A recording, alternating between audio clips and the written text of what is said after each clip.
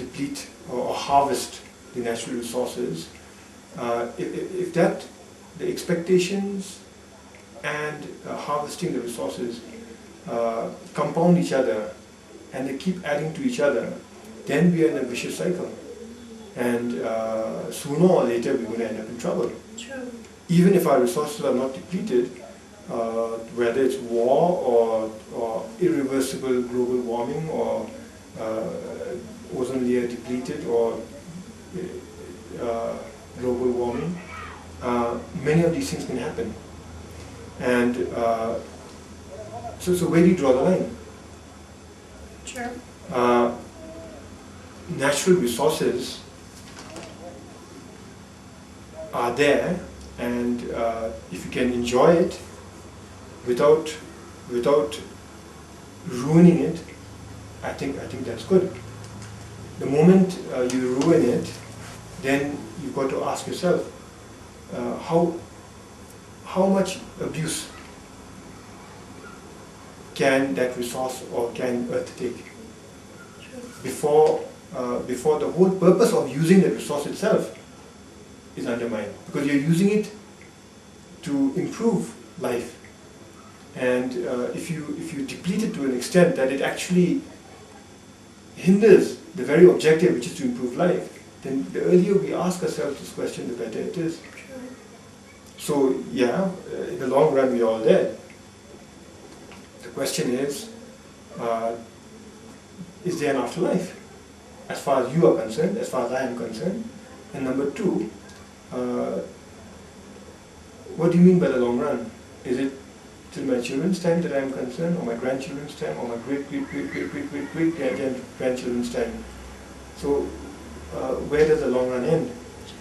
And it's up to us to define, it's up to us people to define how soon we want that long run to actually end.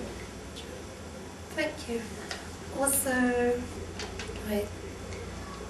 So, how does development with the objective of happiness differ from positivistic development?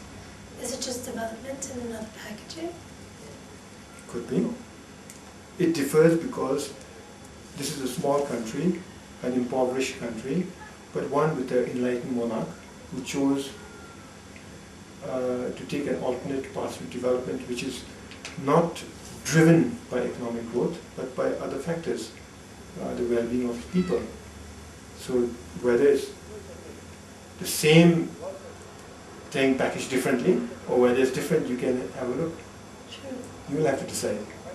Okay. Our job should not be to defend G&H.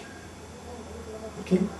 Our job is to enjoy it, our job is to contribute to it, make sense of it. But how does G&H development differ from other kinds of development? It may differ, it may not differ. So you will need to ask the development experts on that. Okay. So if it differs, well, maybe good, maybe bad, maybe we need to learn a few more things, right? If it doesn't differ, so... True. Okay. How does G&H demonstrate the benefits of integrating social benefits like cohesion, good governance, natural assets and economic services into national accounts, and thereby make sustainability more than an ideal, or rather a practicable reality? Have you been to Center for Bhutan Studies? Yeah. Okay, so that's what they're trying. They've come up with domains and indicators, and they're trying to index happiness profile and happiness levels of the nation. So when you talk of national accounts, not just real terms, but perhaps even happiness and well-being. This is what they're doing. Also, okay, that's all relevant. Is the country happier for not going down the route of developing all three sectors of the economy? Farmers are very happy. Farmers are, you could argue that the farmers are the happiest in Bhutan. You have some industrialists, I think they are very happy. And then you have people in the tourism sector, in the hospitality sector, they are also very happy. And the point I'm trying to make is all three sectors do exist. Yes. Yeah, and there are fewer numbers of people going back to their farms, Hopefully there'll be more, but even if you don't have increased numbers going back to farms, hopefully productivity will increase. What I was referring to more was the reliance on the tertiary sector, Yeah. the economy, the service sector. Service sector. And, well, Bhutan doesn't manufacture very much, it imports most of its things. There's a huge deficit in the balance of payments, right? So, do you think that Bhutan is happy for not developing all three sectors, or do you think it will be happier? See, the reality is our economy is underdeveloped. We have not reached any ideal. So the economy as you see it is not the ideal that's creating happiness or happier society. We are an economy in transition. And as far as I'm concerned, I will not rule out any of the three sectors. We perhaps need to manufacture a bit more. But the right things, using the right resources. True. We produce a lot of hydropower. That hydropower should be put to good use. True. Rather than exporting it as raw material, and the importers would add value to the hydropower by manufacturing something. True. And so I will not discount any of the sectors. Okay. That's an important difference, I think, between you and the mainstream thought.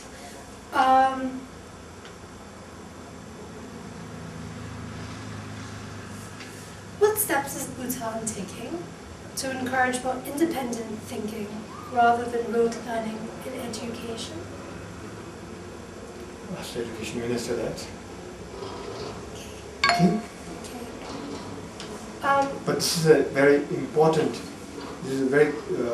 question, and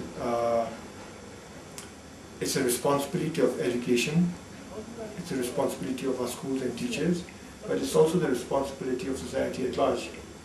So I, as a parent, have to ensure, regardless of what happens in the schools, that my children, I would like to ensure that my children are much more creative and are less inclined to rote learning. We have had a past of rote learning, traditional rote learning. So we must make sure that this transition is real and that our children begin to start thinking critically and creatively. Thank you, Mr. Tanke. Also, how is access to education being widened, or how would you suggest it will widen? It's almost 100%. Most of it is now modern education system, but we have a few schools for monks. They are also contributing because the poorest of the poor end up going to monk schools. But overall, every child who should be in school is probably in school. The question now is how to improve the quality of education. Okay, thank you. Also, employment is an issue in the country. I'm told that there are two reasons: overqualification and high graduate unemployment, and the lack of perceived dignity of labour. What is Bhutan doing to address this cause of unhappiness? I think the main reason there's unemployment is because there are no jobs. The right jobs are not there. If there's overqualification, it means that jobs that require people with those qualifications are not available. If there's a perceived lack of dignity of labour, it means that the jobs that don't require people to work with their hands are not there. So regardless, the problem with unemployment is because jobs are not there. The right jobs are not available. The jobs in general and right jobs in particular may not be available and probably are not available because the economy is not strong. And given that we are just 700,000 people, if we are still facing with unemployment, it means that we don't have a strong economy. So the trick would be to develop our economy. And back to your three sectors of the economy, we've got to choose the direction our economy takes based on the workforce that we have at hand. And if the workforce is unwilling to work with their hands, we've got to see why. Perhaps we need to restructure the working environment so that it becomes, so that they're willing to work with their hands. Or perhaps we do away with that totally and move into a totally new sector where people are not required to work with their hands. So the answer lies in creating a vibrant economy. Okay. And until and unless we have a vibrant economy, you're not going to have enough jobs. People will study less, they will not become overqualified. Still, are they going to work? People can change their values, you can develop a dignity to work, but still they will not work. They will not find work because the right jobs are not there. So ultimately it's the economy. Okay, so it's matching the jobs and the workforce. I think the economy must stay one step ahead. Especially in a small country like this, it's possible. You know how many people are studying what and when they'll be available, and we need to ensure that our economic growth stays at this pace, or perhaps even exceeds it. It's a very interesting point. Okay, so now moving on to the conservation of the environment. A big part of gross national happiness is interconnectedness and living with nature.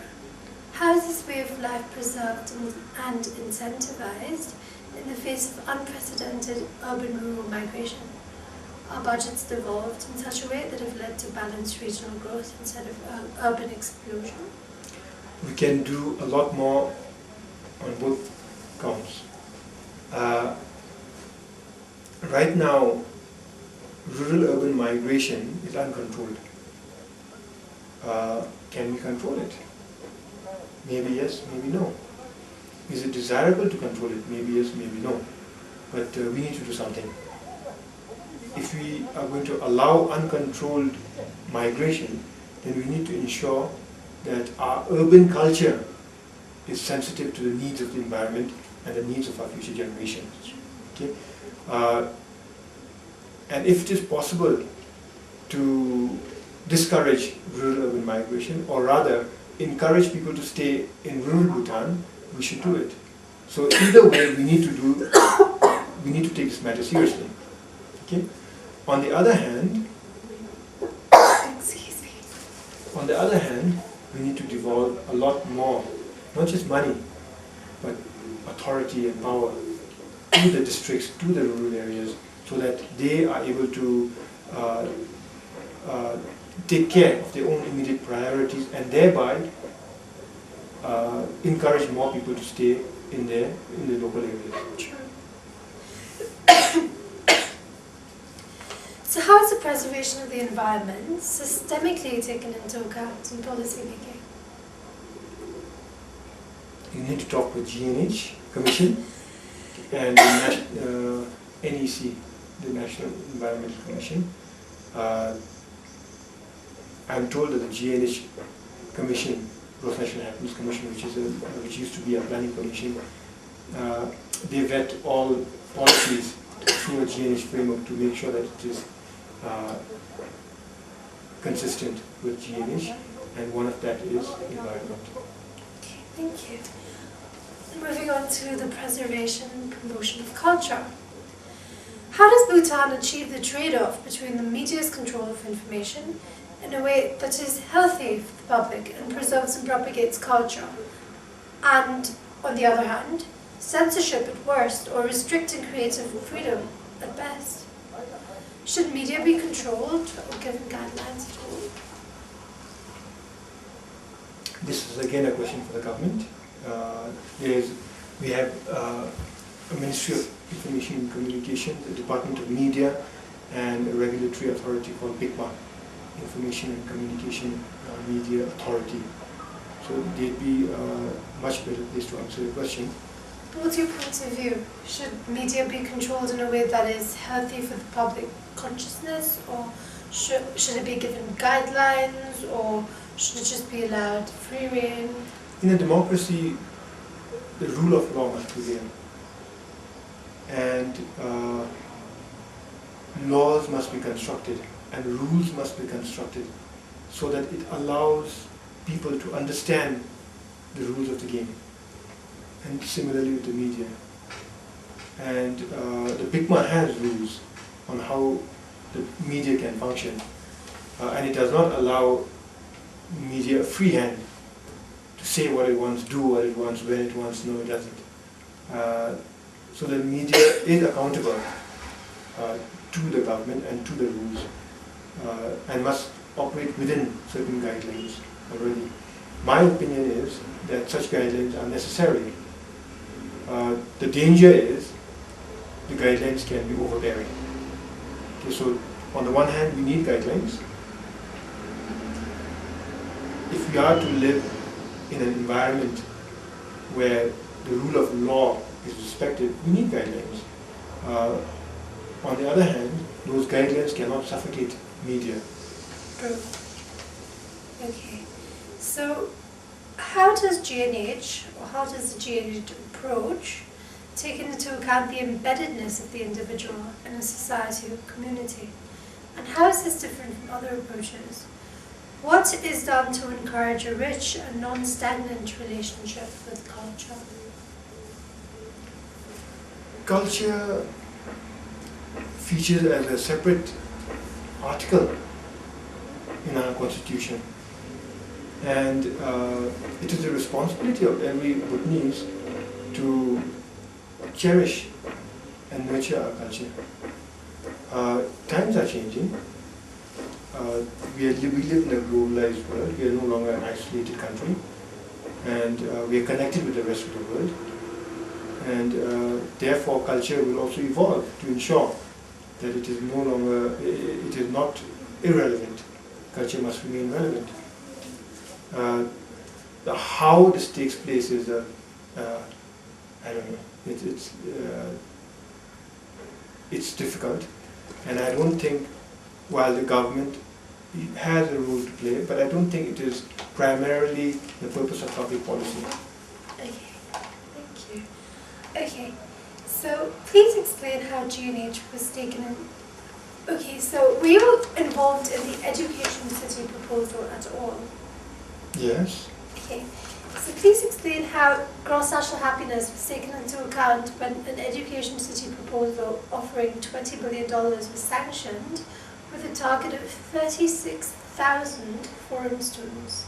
How is the cultural impact taken into consideration and it's made to cohere under the same set of laws governing the rest of the country? How many $billion did you say? 20?